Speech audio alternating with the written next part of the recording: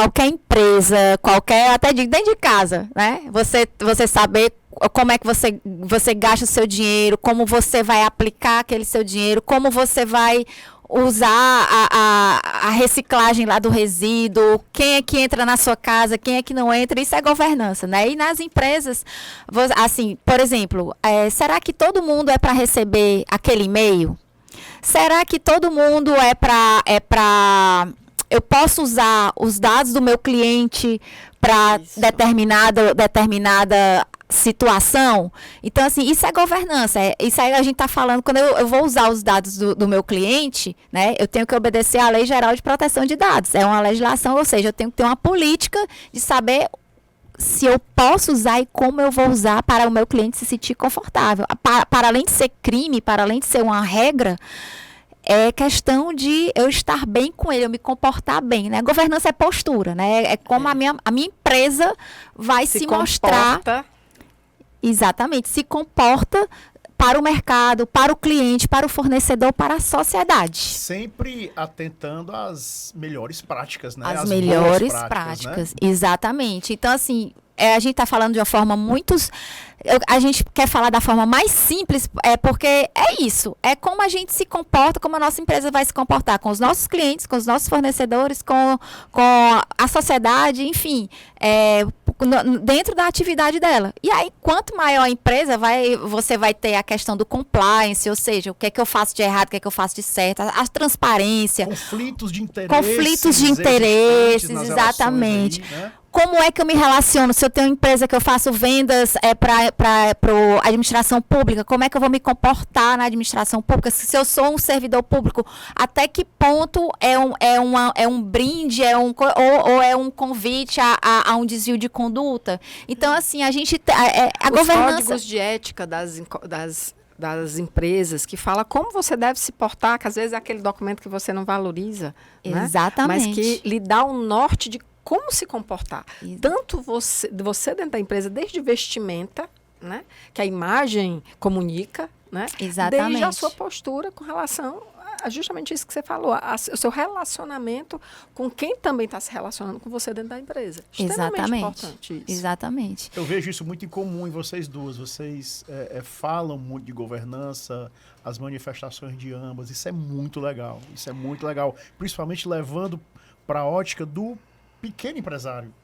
Porque, de novo, são coisas simples. É o simples que vai fazer a diferença na nossa vida. Hoje eu estava dizendo para a minha equipe, são os detalhes. São os pequenos detalhes que vão fazer a diferença nesse relacionamento.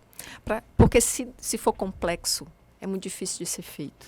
E quando você tem essa postura da governança, você acaba aderindo aos valores da empresa, né? Qual é o meu propósito, qual é o meu valor? Se você obedece, se você tá sendo gerido por esses pilares da governança corporativa, é muito fácil você trabalhar dentro da cultura, Então, assim, é importantíssimo. E, assim, você falou do IBGC, né? A gente está no IBGC desde, acho que 2019. Fala um pouquinho, Renata. Explica o que é Instituto Brasileiro de Governança Corporativa. Explica um pouquinho, Águida, para a gente.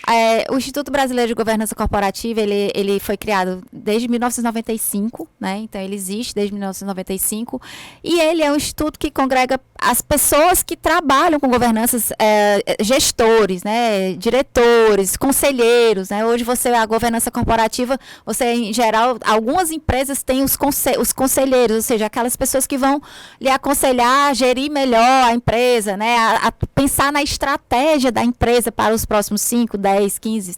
A presença de um conselho, perdão te interromper, Águida, é um outro exemplo, não é, Renata? Sim. De uma boa governança. Sim. É você ter um conselho estabelecido, comitês, para poder, né? E você pode ter vários tipos de conselho, né? As grandes empresas estão mais relacionadas Sim. a conselho de administração, mas você pode ter um conselho consultivo que vai te ajudar a ser consultado para a tomada de decisão. E aquela pequena empresa, o cara é um microempresário, ele sozinho, ele pode ter uma agenda tentando chegar lá na ponta, Águida.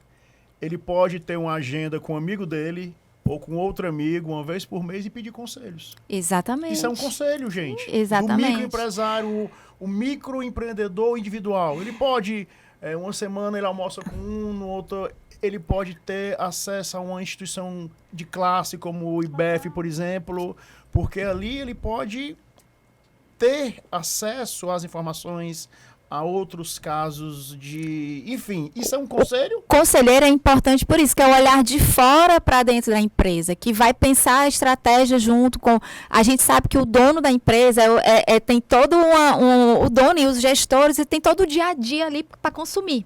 Isso. Né?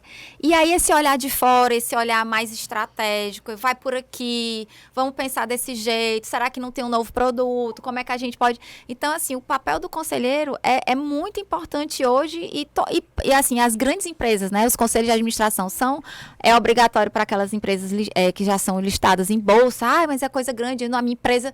Não, mas você tem uma fábrica de jeans, pode ter um conselho de pessoas, 2, 3 pessoas ali que vão lhe auxiliar a crescer, né? O IBGC, ele na verdade, ele nasce de grandes empresas. Ele hoje tem um foco forte em empresas familiares, em sustentabilidade, em ESG. Inclusive, recentemente a gente fez a seleção e nós estamos agora na Comissão de Sustentabilidade do IBGC. Foi um presente grande que legal, a gente recebeu. E aqui no Ceará, né, o nosso coordenador geral é o Enio Aria Leão. E assim, a gente está buscando não só associados, né, para trabalhar a questão da governança corporativa, mas as empresas também que queiram entrar, né, nesse processo, nessa seara da governança corporativa.